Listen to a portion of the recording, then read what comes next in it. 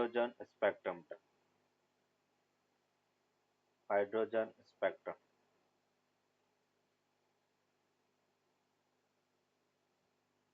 Hydrogen spectrum में अपन कहेंगे कि जैसे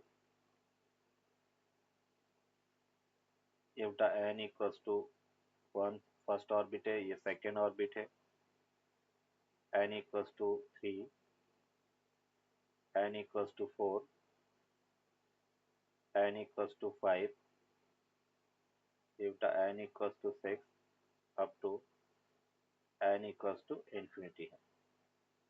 means n equals to first orbit, n equals to second, n equals to 3, n equals to 4, n equals to 5 up to the n equals to infinity। अभी यहाँ से अपन कह रहे हैं कि जब कोई इलेक्ट्रॉन n equals to 1 में जंप करे, जैसे सपोज उठा 2 से 1 में जंप कर रहा है, 3 से 1 में जंप करे, 4 से 1 में जंप करे, 5 से 1 में जंप करे, 6 से और अप टू इन्फिनिटी से 1 में जंप करे, तो बनने वाली सीरीज को अपन लाइमन सीरीज कहेंगे। That is called Lyman series. ये लाइमन सीरीज है। दूसरा अपन कहेंगे कि अगर n इक्वल्स टू 2 में जंप करे तो बनने वाली सीरीज को बामर सीरीज कहेंगे। ये बामर सीरीज है, बामर सीरीज। सेकेंड सीरीज बामर सीरीज कहेंगे। थर्ड अपन बात कर रहे हैं n इक्वल्स टू 3 में बेटा जंप करे तो उसको अपन पार्शन सीरीज कहेंगे। ये बेटा अपन करें कि पार्शन सीरीज है। फिर n इक्वल्स टू 4 में जंप करे तो उसको अपन कहेंगे Brackett series, that is Brackett series. फिर बेटा n इक्वल्स टू 5 में जंप करे तो उसको अपन कहेंगे फन सीरीज, फन सीरीज। ये अपन करें पी फन। तो इस टाइप से अपन करें टोटल 5 सीरीज स्पेक्ट्रल सीरीज अपने को मिलेगी। फर्स्ट अपन बात कर रहे हैं Lyman, Balmer, Paschen, Brackett and Pfund series. Maximum wavelength की बात करें तो उस केस में अपन कहेंगे n i equals to 2 to n f equals to 1 में जंप करे। मैक्सिमम वेवलेंथ कब होगा? जब अपन करें कि एनर्जी मिनिमम होगा। तो यहाँ से अपने को मिला 1 upon lambda equals to R 1 upon 1 का स्क्वायर माइनस 1 अपॉन 2 का स्क्वायर। इस यहाँ से ये लैम्डा मैक्सिमम होगा। मिस लैम्डा मैक्स इक्वल्स टू ये बेटा अपने को मिला 4 अपॉन 3 आर और उसको हम लिख सकते हैं 4 अपॉन 3। 1 अपॉन आर की वैल्यू क्या होता है बेटा? 916 एंगस्ट्रॉम। इस यहाँ से अपने को मिला 912 एंगस्ट्रॉम, 912 एंगस्ट्रॉम। तो यहाँ से बेटा ये 3 हो गया, 04 हो गया। मीन्स ये अपने को लैम्डा मैक्स जो है वो मिला 1216 एंगस्ट्रॉम। मैक्सिमम वेवलेंथ इन लाइमन सीरीज 1216 एंगस्ट्रॉम के इक्वल होगा। अगर हम मिनिमम वेवलेंथ की बात करें तो minimum for minimum wavelength, minimum wavelength कब होगा? जब एनर्जी मैक्सिमम होगा। और मैक्सिमम एनर्जी कब होता है? जब इलेक्ट्रॉन इन्फिनिटी से 1 में जंप करेगा। तो n i equals to infinity to n f equals to the 1। उस केस में 1 अपॉन लैम्डा मीन और वो हमें मिला आर 1 अपॉन 1 का स्क्वायर माइनस 1 अपॉन इन्फिनिटी का स्क्वायर। इस यहाँ से लैम्डा मीन वो हमें मिला 1 अपॉन आर और वन अपॉन आर की वैल्यू क्या है 912 एंगस्ट्रॉम। मीन्स यहाँ से अपने को मिला लैम्डा मीन वो है 912 एंगस्ट्रॉम और लैम्डा मैक्स वो हमें मिला 1216 एंगस्ट्रॉम। ये अपन कह रहे मैक्सिमम वेवलेंथ होगा 1216 एंगस्ट्रॉम 912 एंगस्ट्रॉम। और ये बेटा कौन से रीजन में होगा अल्ट्रा वायलेट रीजन का अल्ट्रा वायलेट रीजन। ये अपन करें ultraviolet region lying in ultraviolet region. जब इलेक्ट्रॉन इनिशियल बेटा 3 से 3 4 5 अप टू इंफिनिटी से 2 में अगर जंप करता है तो अपन करें कि बामर सीरीज मिलेगी। और यहाँ पे बेटा अपन कह रहे कि अगर इसका वेवलेंथ अपन देखें 1/λ वो हमें मिलेगा आर। ये बेटा 1/2 में जंप कर रहा तो 1/2 का स्क्वायर माइनस 1/ni का स्क्वायर बेटा ये वेवलेंथ है इसका। अभी अपन कह रहे हैं कि फॉर लैम्डा मैक्स होता मैक्सिमम वेवलेंथ अगर अपने को फाइंड करना है तो मैक्सिमम वेवलेंथ के लिए बेटा अपन कहेंगे n i equals to 3 to n f equals to 2 होना चाहिए। तो 1/λ max that will be equals to ये बेटा आर 1/2 का स्क्वायर माइनस बेटा 1/3 का स्क्वायर। तो यहाँ से अपने को मिला 5r अपॉन बेटा 36। लैम्डा मैक्स अपने पास कितना हुआ उसको हम लिख सकते हैं 36/5r। 1/r की वैल्यू 912 एंगस्ट्रॉम 36 और ये बेटा बाई 5/912 एंगस्ट्रॉम। ये अपन कह रहे कि मैक्सिमम वेवलेंथ होगा। अगर हम मिनिमम वेवलेंथ की बात करें फॉर लैम्डा मिनिमम के लिए एन आई इंफिनिटी से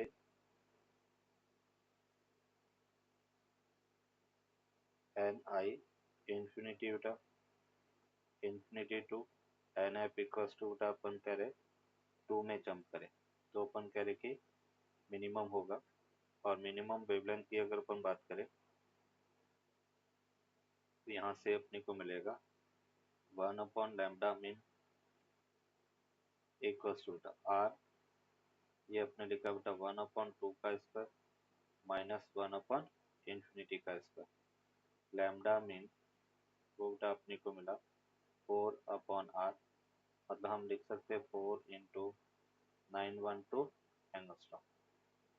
ये 1/λ मतलब लैम्डा मिनिमम की वैल्यू है 4/r 4 इंटू 912 एंगस्ट्रॉम के इक्वल होगा। यहाँ पे बेटा अपन कह रहे हैं कि लैम्डा मीन ये जो हमें मिला है 4 इंटू 912 एंगस्ट्रॉम और लैम्डा मैक्स इसको अपन कैलकुलेट कर लेंगे और वो है बेटा 36/5 इंटू 912 एंगस्ट्रॉम। और ये अपन कह रहे हैं कि कौन से रीजन में लाई करेगा तो उसको अपन कहेंगे विजिबल रीजन का। विजिबल स्पेक्ट्रम में बामर सीरीज लाई करती है। बामर series lying in visible spectrum.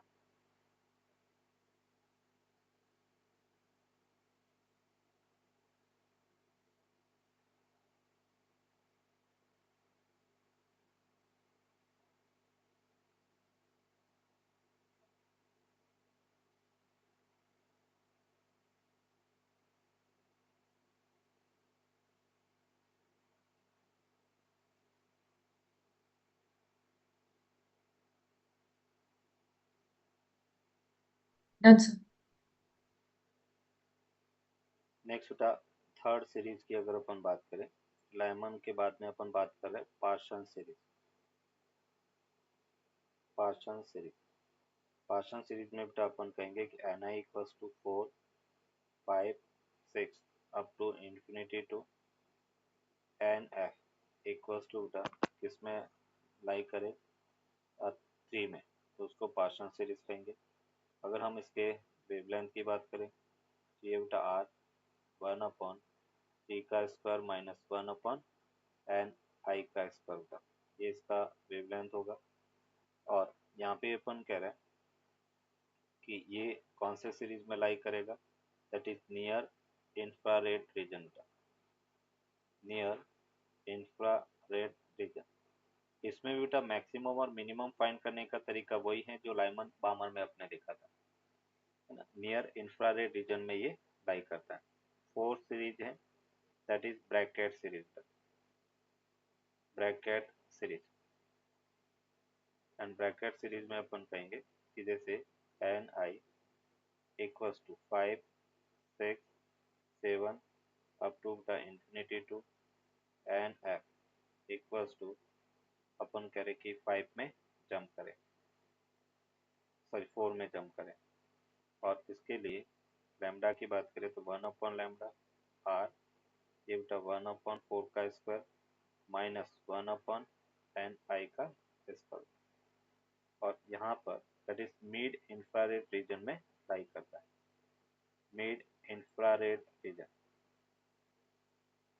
That lying in mid infrared reason. फिर बेटा अपन बात कर रहे हैं कि जैसे फिफ्थ सीरीज, फिफ्थ सीरीज कौन सा, फन सीरीज बेटा, PFUND, फन सीरीज। और फन सीरीज में अपन कहेंगे Ni equals to electron 6 7 up to infinity to final बेटा NF इक्वल्स टू 5 में जंप करें। अगर इसका वेवलेंथ अपन देखेंगे 1/लैम्डा, ये बेटा अपन करेंगे आर, दैट इज 1/5 का स्क्वायर माइनस बेटा 1/n आई का स्क्वायर। ये अपन करेंगे इसका वेवलेंथ है। नेक्स्ट यहाँ पे अपन कहेंगे, नेक्स्ट ये कौन से सीरीज में लाई करेगा, फार इंफ्रारेड रीजन पर। तो तीन जो लास्ट सीरीज है वो इंफ्रारेड में लाई करती है, बामर सीरीज विजिबल में लाई करती है और लाइमन अल्ट्रावायलेट रीजन में लाई करती है। ये रीजन अपने को पता होना चाहिए। तो इंफ्रारेड रीजन, इंफ्रारेड रीजन के अंदर अपन करेंगे कौन से लाई करेंगे,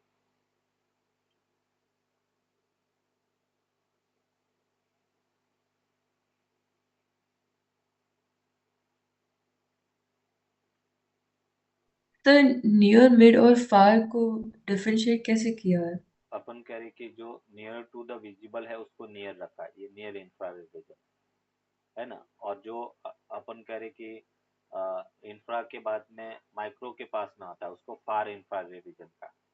और अगर अपने को केवल पूछा जाए कि कौन सी इंफ्रारेड रीजन में लाई करती है, तो अपन केवल ये ब्रैकेट वाली सीरीज जो मिडल वाली है उसी को कंसिडर करेंगे, क्योंकि एक बार ये क्वेश्चन आ चुका है कि अपने को सभी सीरीज दे रखा था और पूछा गया था कि कौन सा इंफ्रारेड में लाई करता है, तो जो मिडल वाला है उसी को अपन यहाँ पे कोट करेंगे। तो मिडल इंफ्रारेड में अपन कह रहे ब्रैकेट लाई करती है, तो इंफ्रारेड केवल इंफ्रारेड पूछा जाए तो ब्रैकेट सीरीज लाई करेगी। सर तो इसमें इंटेंसिटी भी अलग होती है तीनों में? नहीं, इंटेंसिटी का यहाँ पे कोई मतलब नहीं, यहाँ तो वेवलेंथ की हम बात कर रहे ओके सर। हैं। Nucleus is finite then the electron and nucleus both revolve both revolve around the center of mass।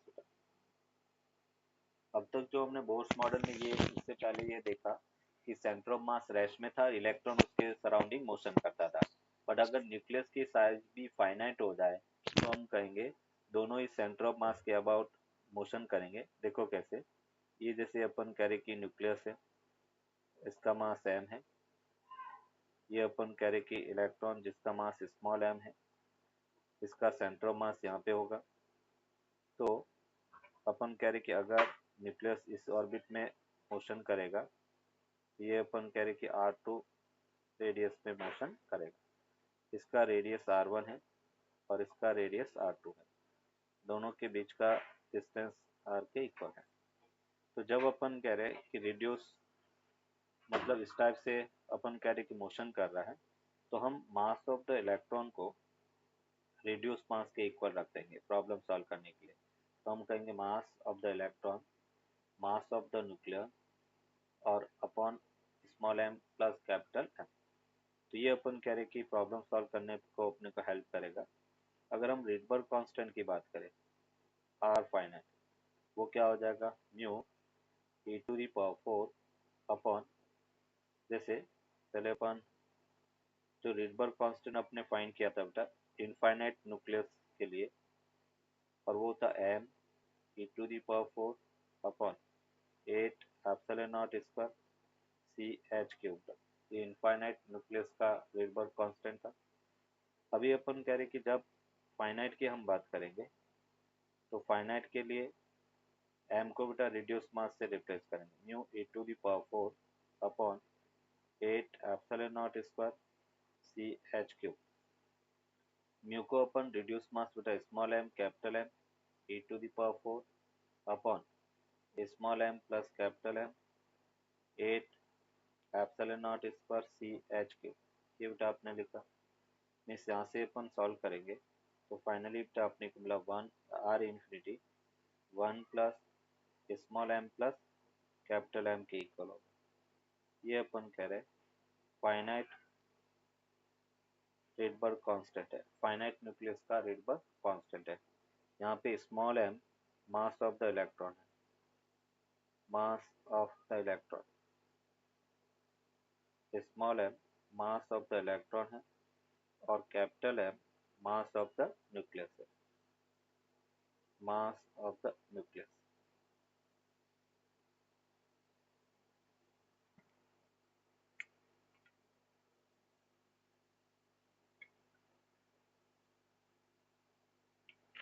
Sir लेकिन हम ऐसा क्यों करते हैं वो इलेक्ट्रॉन के मास को? क्योंकि अपन कह रहे हैं कि जब अपन फाइनाइट इनफाइनाइट मास लेते हैं तो न्यूक्लियस रेस्ट में होता है, तो हम कहेंगे कि वो आर रेडियस में रोटेट करता है। और जब अपन कह रहे हैं कि इलेक्ट्रॉन और न्यूक्लियस दोनों का मास फाइनाइट है तो सेंटर ऑफ मास के अबाउट रोटेट करेगा, तो उसकी रेडियस है वो अभी आर कैपिटल स्मॉल आर नहीं लेंगे, आर वन लेंगे। आर वन और आर टू दो अलग अलग रेडियस में वो मोशन करता है, तो उसकी काइनेटिक एनर्जी भी चेंज हो जाएगा और उसका टोटल एनर्जी वो भी चेंज हो जाएगा। तो एनर्जी चेंज हो रहा है, तो एनर्जी चेंज होने के लिए हम एम को, जैसे अपन मोमेंट ऑफ इनर्शिया में बेटा अपन ऐसा करते थे कि अगर हम सेंटर ऑफ मास फ्रेम में करेंगे दोनों पार्टिकल ऑसिलेट करते हैं तो हम मास को, एक मास को उसके इफेक्टिव मास रिड्यूस मास से रिप्लेस कर लेते थे। सेम कॉन्सेप्ट यहाँ पर भी है। ये कॉन्सेप्ट और अपन देखते हैं बाइनरी स्टार सिस्टम का, ग्रेविटेशन के अंदर। ग्रेविटेशन में भी एक बाइनरी स्टार मतलब एक स्टार दूसरे स्टार के ग्रेविटेशन फील्ड के कारण दोनों आपस में सर्कुलर मोशन करते हैं, तो उसको बाइनरी स्टार सिस्टम कहते हैं। तो यहाँ पर अभी अपन को ये याद रखना होता है कि जब भी फाइनाइट न्यूक्लियस होता है तो मास ऑफ द इलेक्ट्रॉन को रिड्यूस मास से रिप्लेस करके हम प्रॉब्लम को सॉल्व करेंगे। सर लेकिन न्यूक्लियस तो रिड्यूस मास को अपन लिख सकते हैं m into n upon n plus n, और वो हमें मिला n/2। ये इसका रिड्यूस मास है। अभी बेटा अपन कह रहे कि हमें बाइंडिंग एनर्जी फाइंड करना है, और बाइंडिंग एनर्जी क्या होता है नेगेटिव ऑफ टोटल एनर्जी, और टोटल एनर्जी को हम क्या लिख सकते हैं minus r c h into z का बेटा 1 स्क्वायर अपॉन 1 का स्क्वायर, ग्राउंड स्टेट की बात कर रहा है।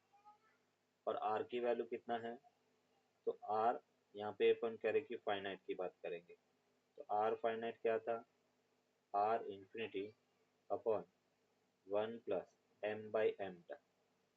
ये कितना मिला r/2 था। तो अभी अपन कह रहे हैं कि जो बाइंडिंग एनर्जी है नेगेटिव ऑफ टोटल एनर्जी मतलब माइनस माइनस प्लस हो गया r/2 सी एच, और r c h by two को अपन क्या लिख सकते 1/2, और ये हो गया बेटा 13.6 electron volt, and that will be equal to 6.8 electron volt. ये अपन कह रहे हैं इसकी टोटल बाइंडिंग एनर्जी। चलो नेक्स्ट बेटा हम बात करेंगे hypothetical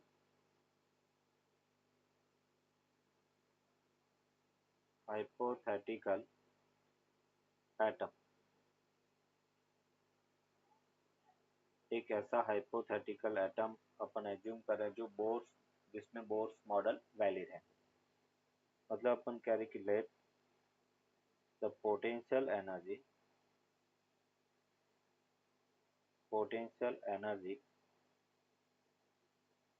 of an electron potential energy of an electron in an atom is defined as Q equals to function of R, R यहाँ पर रेडियस है।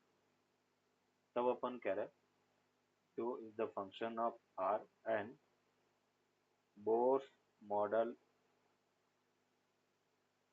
Bohr's model is valid। तो अपने को क्या करना है, सबसे पहले अपन फोर्स फाइंड करेंगे, और फोर्स क्या होता है du by dr, और उस फोर्स को m v square by r के इक्वल होगा, centripetal force that must be equal to centrifugal force. उसके बाद में बेटा अपन कहेंगे हाँ f equal to d u by d r, m v square by r हो गया। और नेक्स्ट अपन यहाँ पे बात करेंगे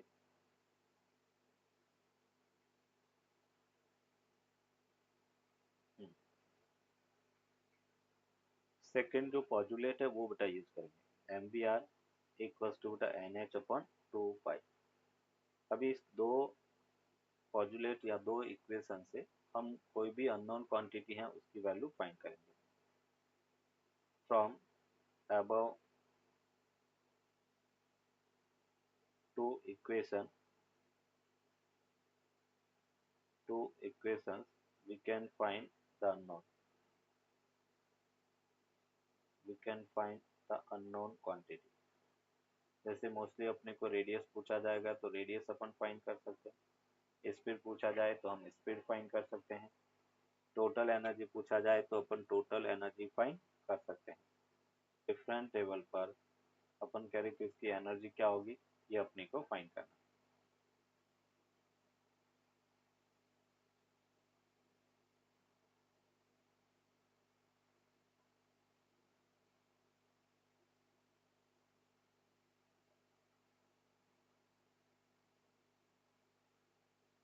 देखो इसको कैसे सॉल्व करेंगे।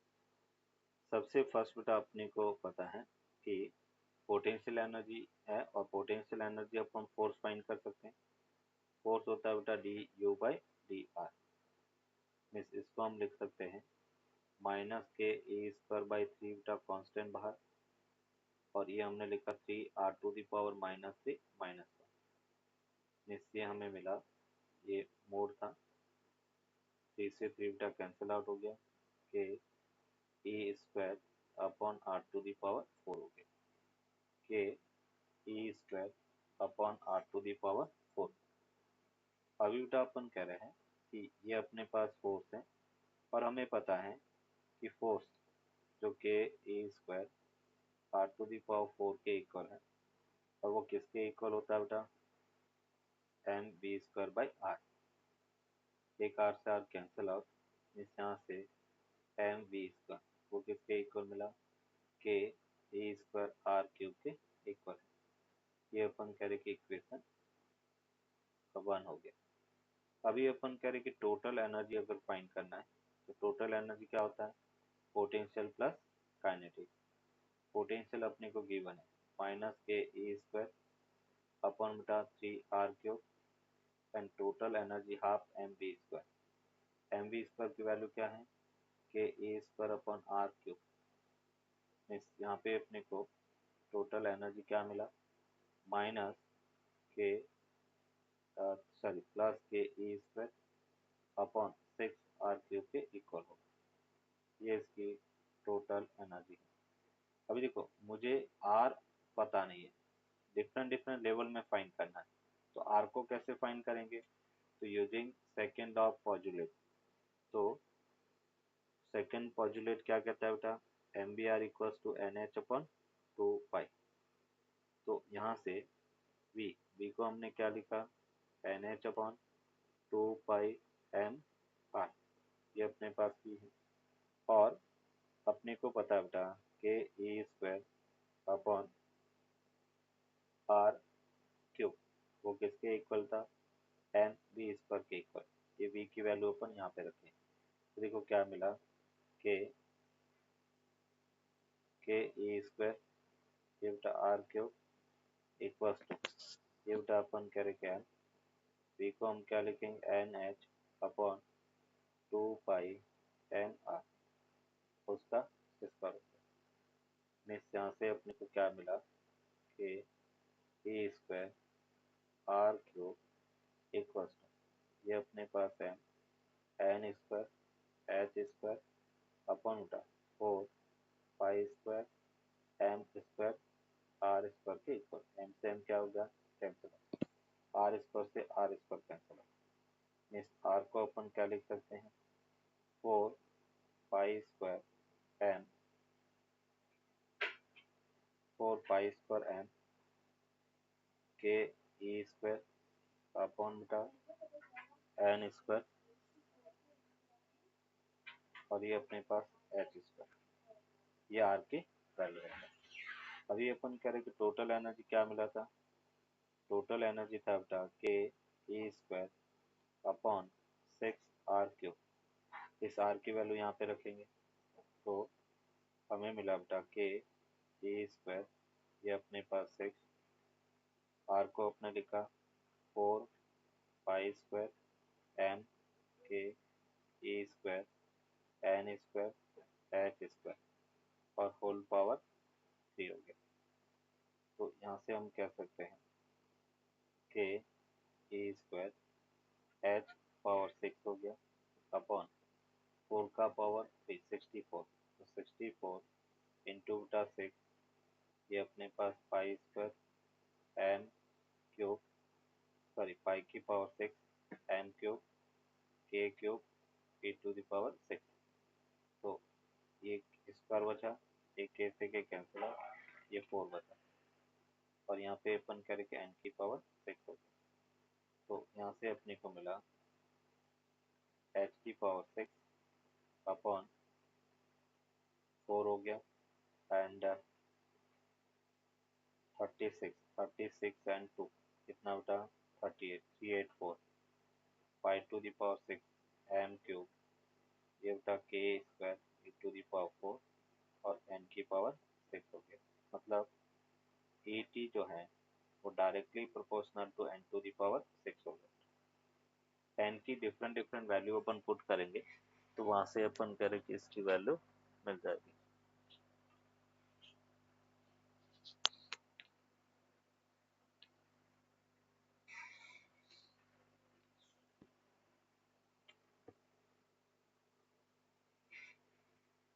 क्या होगा, यस देखो बेटा कैसे इसको सॉल्व करेंगे। सबसे पहले बेटा अपन क्या फाइंड करेंगे, फोर्स फाइंड करेंगे, और फोर्स क्या होता है, D u by d are magnitude mode. तो वो हमें मिला k E L N R को बेटा अपन क्या लिख सकते हैं, 1/r। अभी फर्स्ट पॉजुलेट क्या कहता है, ये जो फोर्स है वो रिक्वायर्ड सेंटीपिटल फोर्स देगा, और सेंटीपिटल फोर्स किसके इक्वल होगा, m v square by r बेटा। तो ये अपन कह रहे हैं आर से आर कैंसिल आउट, यहाँ से बेटा अपने को मिला v equals to under root k e by M हो गया, ये इक्वेशन 1 है। दूसरा बेटा अपन कह रहे हैं using postulate two m v r equals to n h upon 2 pi, और इसको हम लिख सकते हैं are equals to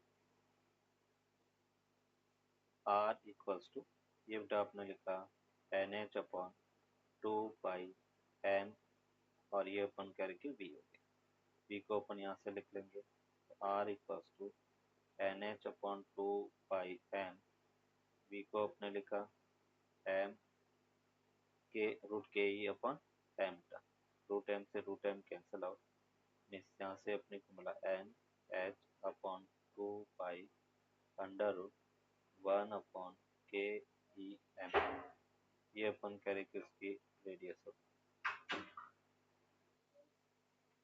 then due to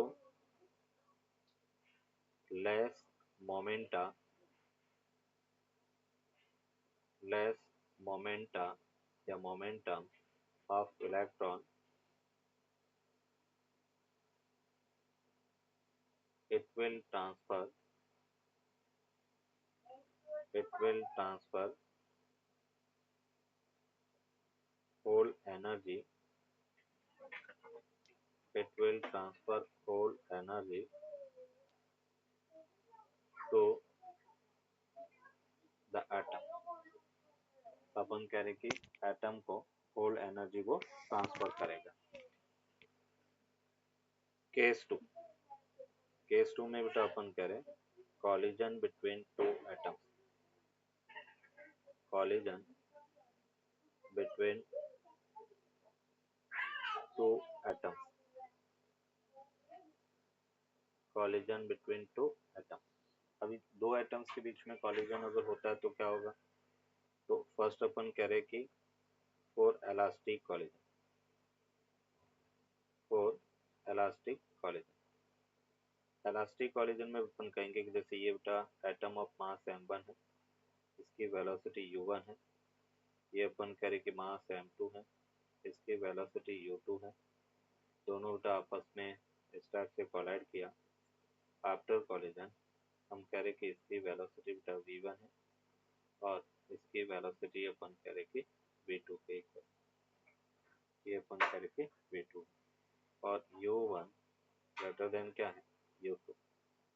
तो जब इलास्टिक कॉलिजन है एक तो बेटा अपन कहेंगे मोमेंटम कंजर्व होगा Pi इक्वल्स टू Ps, और दूसरा अपन कह रहे काइनेटिक एनर्जी कंजर्व होगा, initial kinetic energy equals to final kinetic energy. Part में अपन कहेंगे inelastic collision, inelastic collision जब अपन कह रहे कि कोई एटम इन इलास्टिक कॉलिजन करता है तो एनर्जी लॉस इसमें नहीं होता है। तो यहाँ पे अपन कह रहे हैं कि during in elastic collision, elastic collision there will be no energy loss, energy loss will occur,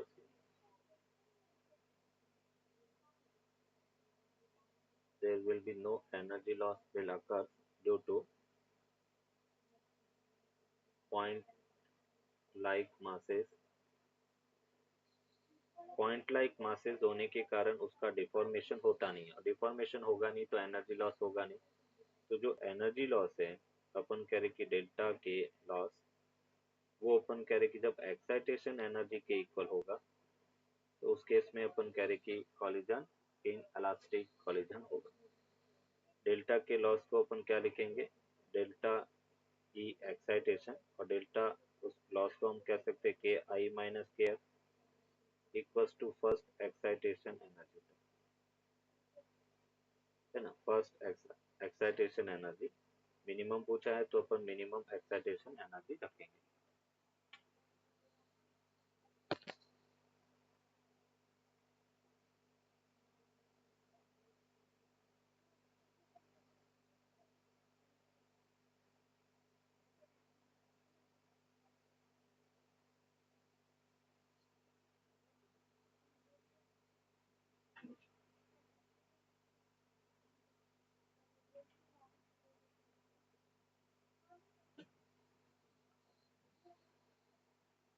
अभी को डन सर।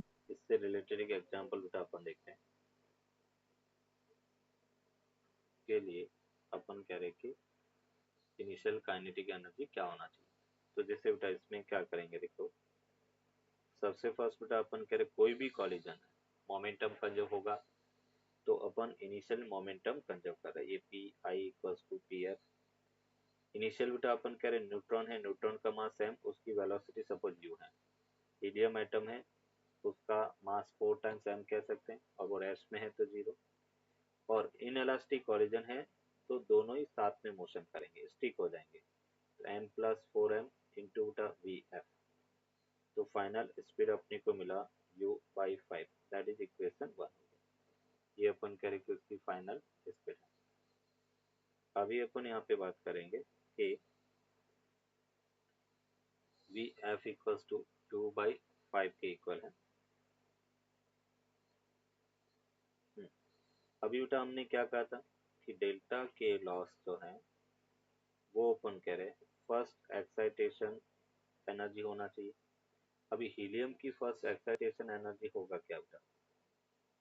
तो फर्स्ट एक्साइटेशन एनर्जी को अपन लिखते हैं, हीलियम के लिए बेटा अपन कहेंगे Z2 होता है, तो ये अपने पास 4 हो गया, इंटू अपन करें कि फर्स्ट एक्साइटेशन एनर्जी 4 इंटू ये बेटा आपने लिखा 4 into first excitation energy 10.2, means इसको हम लिख सकते हैं 40.8 इलेक्ट्रॉन वोल्ट। ये इसका एक्साइटेशन है। अब बेटा इन के इनिशियल क्या था? Half m u square. Final कितना हुआ बेटा? Half, total mass 5m into उसका स्पीड कितना? u/5, उसका बेटा होल स्क्वायर। और फर्स्ट अपन कह रहे कि एक्साइटेशन एनर्जी 40.8 हो गया बेटा इलेक्ट्रॉन वोल्ट।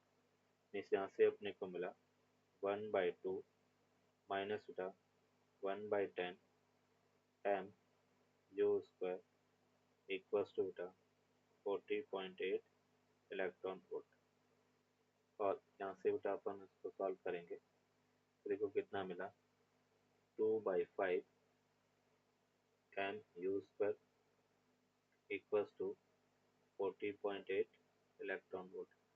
हमें बेटा हाफ एम यू स्क्वायर चाहिए, तो मैं हाफ एम यू स्क्वायर 2 से मल्टीप्लाई एंड 2 से डिवाइड कर दिया, तो 4/5 और वो 40.8 इलेक्ट्रॉन वोल्ट मिला। मैं यहाँ से half m u square equals to 5/4 into 40.8 electron volt. मैं यहाँ से अपने को मिला 51 इलेक्ट्रॉन वोल्ट। ये अपन करें कि हाफ एम यू स्क्वायर के इक्वल हो, 51 इलेक्ट्रॉन वोल्ट के इक्वल हो। Hydrogen atom emits a photon of 560 nanometer wavelength. Then find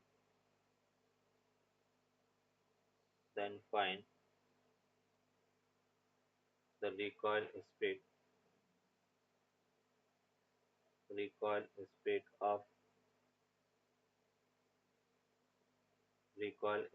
of the atom। Atom की रिकॉइल स्पीड क्या होगा, ये अपने को फाइंड करना है।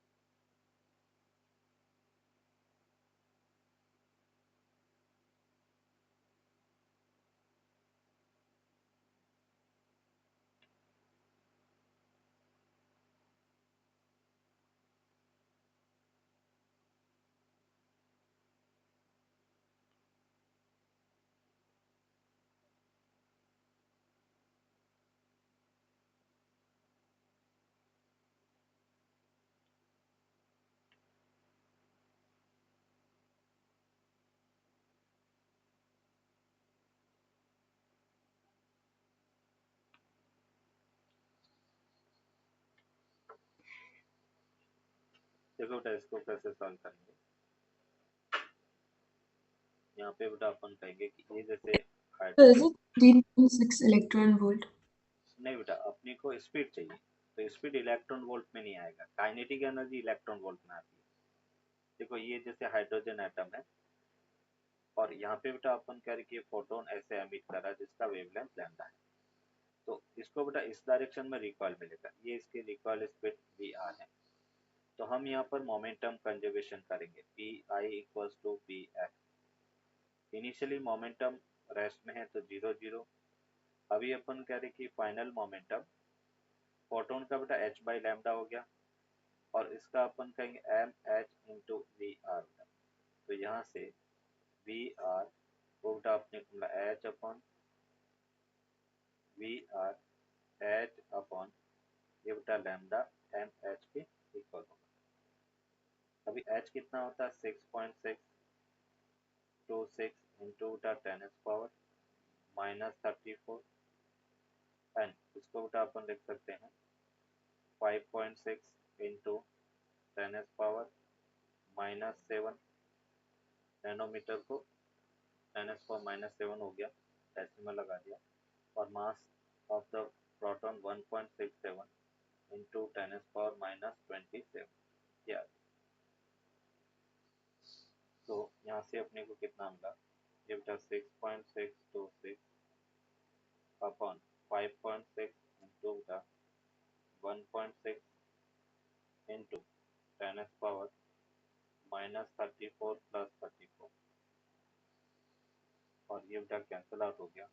तो इसको अपन कैलकुलेट करेंगे 6.626 अपॉन 5.6 इंटू 1.6 मीटर पर सेकेंड। ये अपन कह रहे कि इसकी रिकॉइल स्पीड होगी।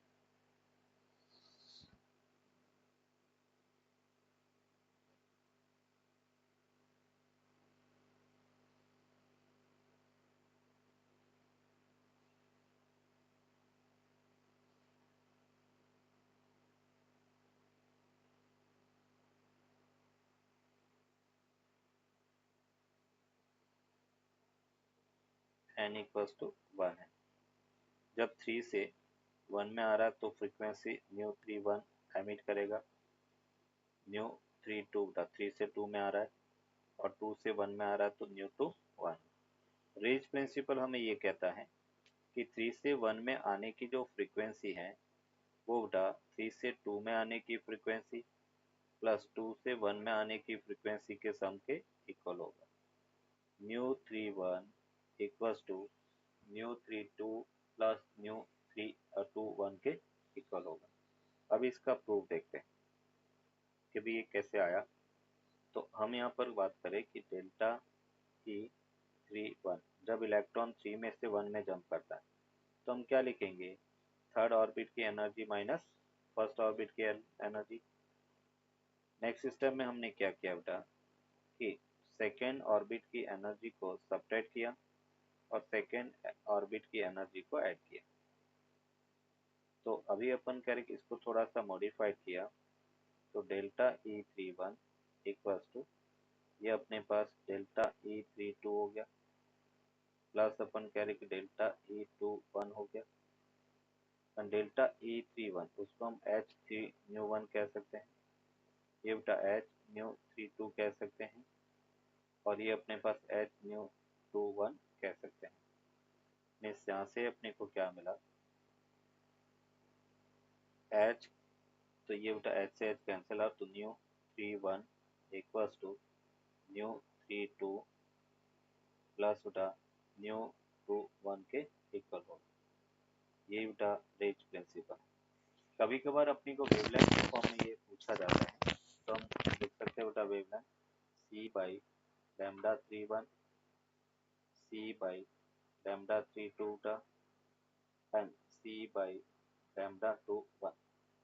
इस यहाँ से अपने को मिला 1 upon lambda 31 equals to 1 upon lambda 32 plus बेटा 1 अपॉन लैम्डा 21 इसके इक्वल होगा। ये बेटा वेवलेंथ में रिलेशन होगा, इसी को अपन रेंज प्रिंसिपल कहेंगे।